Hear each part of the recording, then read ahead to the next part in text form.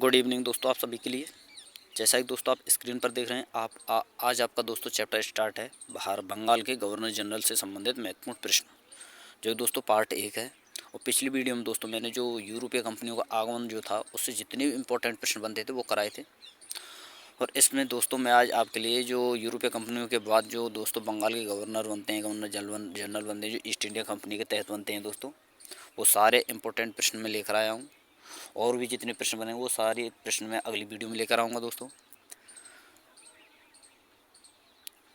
तो चलिए दोस्तों शुरू करते हैं। और दोस्तों मैं आपको बता दूं, जो भी भाई हमारे वीडियो को देखते हैं या देख रहे हैं दोस्तों, प्लीज़ इनसे रिक्वेस्ट है दोस्तों, प्लीज़ चैनल को सब्सक्राइब करें, ऑल वाला बेल आइकन जरूर दबाएं, ताकि दोस्तों हमारे आने वाली हर वीडियो का नोटिफिकेशन सबसे पहले आपके पास पहुँच सके। और दोस्तों वीडियो को पूरा वॉच करें। और दोस्तों वॉच करने के बाद में दोस्तों वीडियो को लाइक करके कमेंट अवश्य करें, क्योंकि दोस्तों उन्हीं हाईलाइट कमेंटों में से दोस्तों जो भी कमेंट होती है उन्हीं हाईलाइट कमेंटों में से दोस्तों हम हाईलाइट कमेंट निकाल कर दोस्तों जिस भाई की हाईलाइट कमेंट होती है उस भाई के लिए हम दोस्तों फ्री में साइंस के नोट्स प्रोवाइड कराते हैं, जो कि एनसीईआरटी बेस्ड, जो कि एग्जाम्पलर बुक से उठाए गए नोट्स हैं दोस्तों। और दोस्तों मैं आपको गारंटी दूं, जब आप एक बार उन नोट्सों को पढ़ेंगे देखेंगे तो जहाँ तक मैं सोचता हूँ दोस्तों वो नोट्स आपके लिए बहुत ही इम्पोर्टेंट, बहुत ही किफ़ायती होंगे। क्योंकि दोस्तों उन नोट्सों से आप एसएससी सीजीएल, एसएससी सीपीओ, जितनी भी सेंट्रल लेवल की साइंस आती है, स्टेट लेवल की साइंस, सारी साइंस को आप क्वालिफाई कर सकते हैं दोस्तों, सारे साइंस के प्रश्नों को हल कर सकते हैं। इसलिए बोल रहा हूँ दोस्तों, प्लीज़ आपसे रिक्वेस्ट है दोस्तों, कमेंट बॉक्स में दोस्तों कमेंट करके दोस्तों अपने नोट्स प्राप्त करें दोस्तों, उन नोट्सों का लाभ उठाएँ।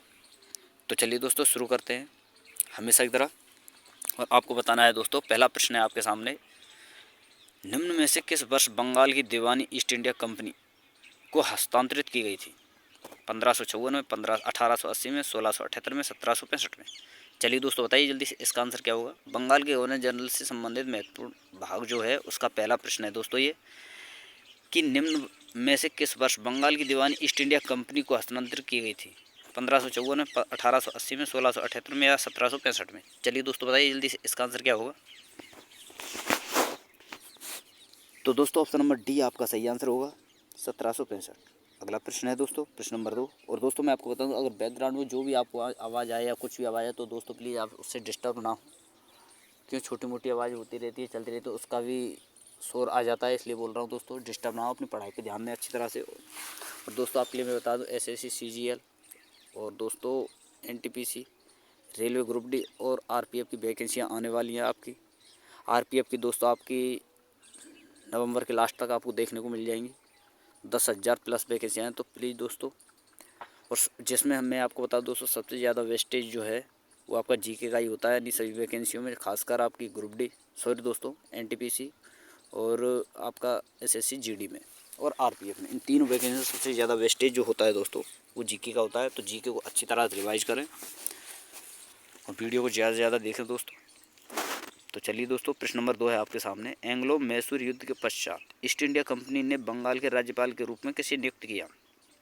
Warren Hastings, Robert Clive, Lord Hardinge, Sir Charles Metcalfe. चलिए दोस्तों बताइए जल्दी से इसका आंसर क्या होगा। एंग्लो मैसूर युद्ध के पश्चात ईस्ट इंडिया कंपनी ने बंगाल के राज्यपाल के रूप में किसे नियुक्त किया? Warren Hastings, Robert Clive, Lord Hardinge, Sir Charles Metcalfe. चलिए दोस्तों बताइए जल्दी से इसका आंसर क्या होगा। तो दोस्तों ऑप्शन नंबर बी आपका सही आंसर होगा, रॉबर्ट क्लाइव। अगला प्रश्न है प्रश्न नंबर 3, वारेन हेस्टिंग्स किस वर्ष भारत के पहले गवर्नर जनरल बने? 1763, 1773, 1757 या 1783। चलिए दोस्तों बताइए जल्दी से इसका आंसर क्या होगा। वारेन हेस्टिंग्स किस वर्ष भारत के पहले गवर्नर जनरल बने थे? 1767, 1773, 1757 या 1783। चलिए दोस्तों बताइए जल्दी से इसका आंसर क्या होगा। तो दोस्तों ऑप्शन नंबर बी आपका सही आंसर होगा, 1773। अगला प्रश्न है प्रश्न नंबर 4, 1773 से 1785 तो भारत के गवर्नर जनरल कौन थे? Sir John Shore, Lord Cornwallis, Lord Wellesley या वारेन हेस्टिंग्स। चलिए दोस्तों बताइए जल्दी से इसका आंसर क्या होगा। तो दोस्तों मैं ये प्रश्न आपके लिए पिछले प्रश्न में तुरंत जो तीसरा प्रश्न है वो मैं आपको बता चुका हूँ, क्योंकि 1773 से ही जो है दोस्तों वारेन हेस्टिंग्स को भारत का गवर्नर जनरल बनाया गया था।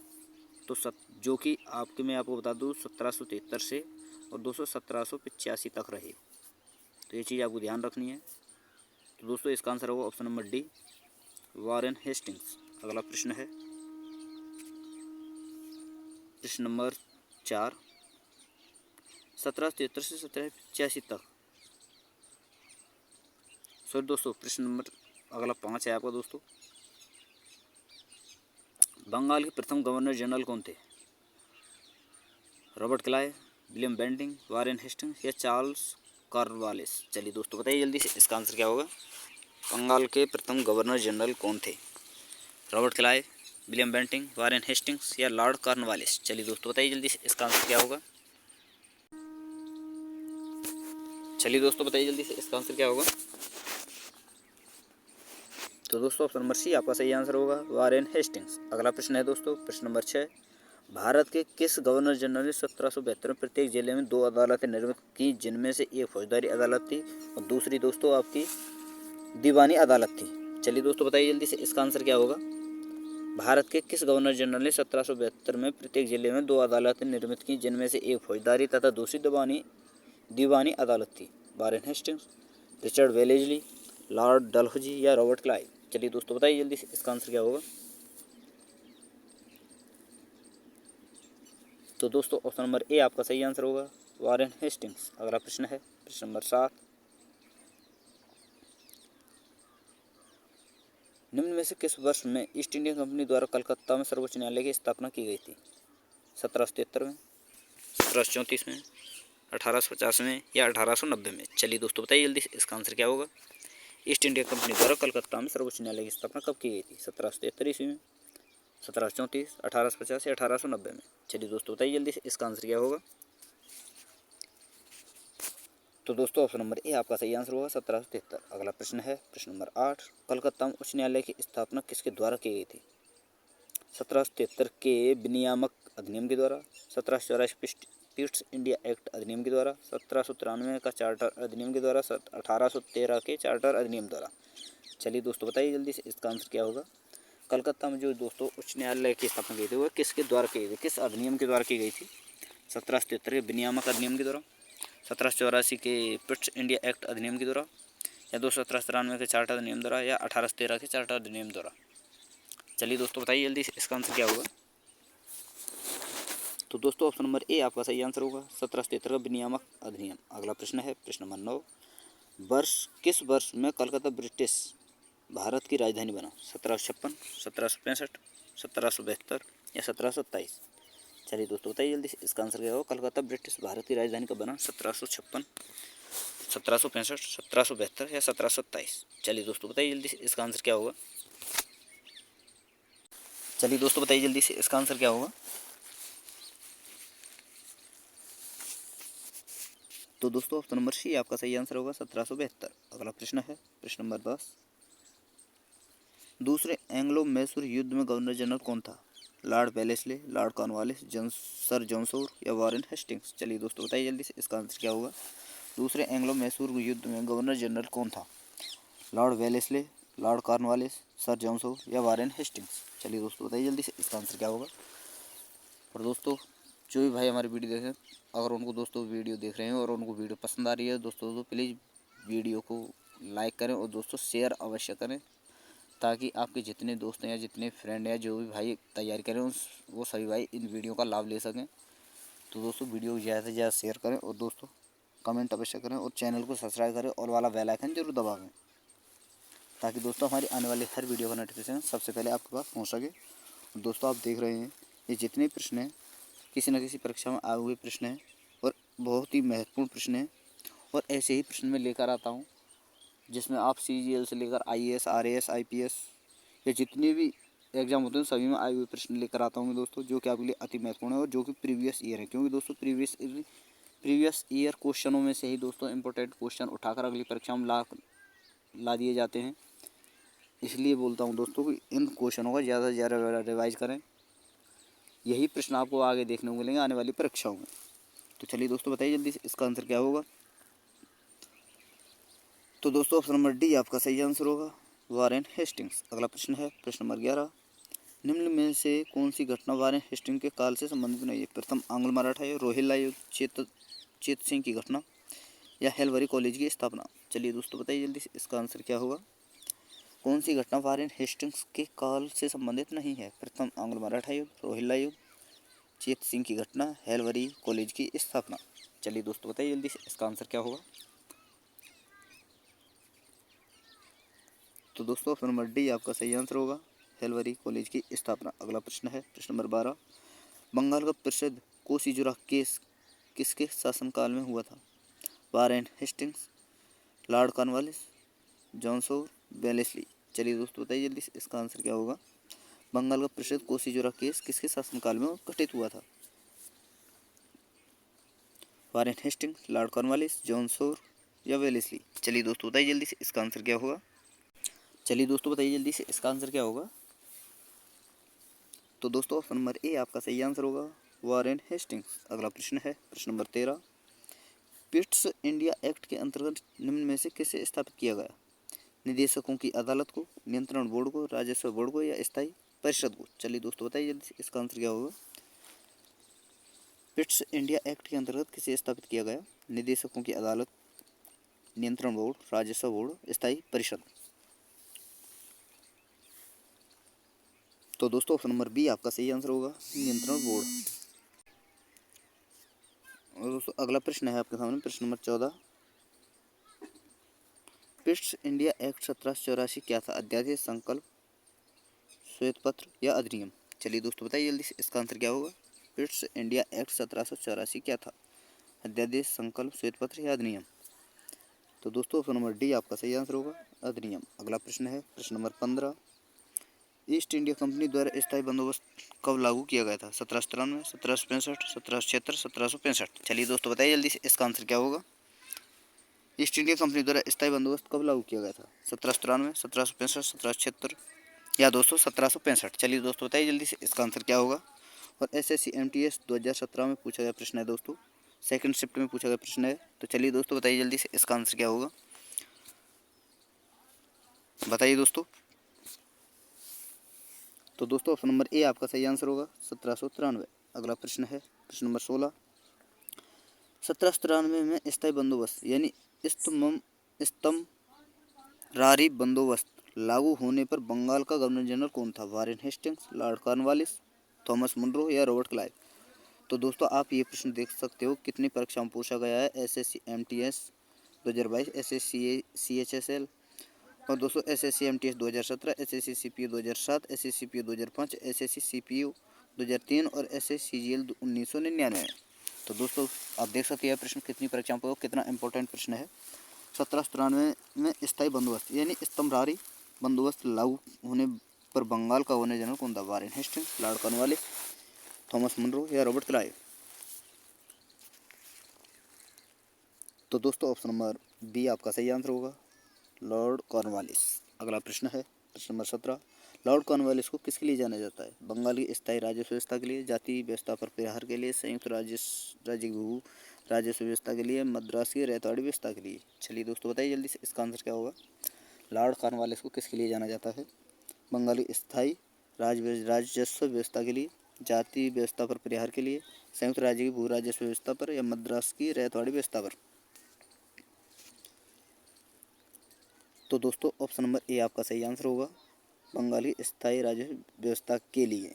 अगला प्रश्न है प्रश्न नंबर 18। स्थायी बंदोबस्त किसकी कौन सी एक व्यवस्था है यानी किसकी व्यवस्था है दोस्तों?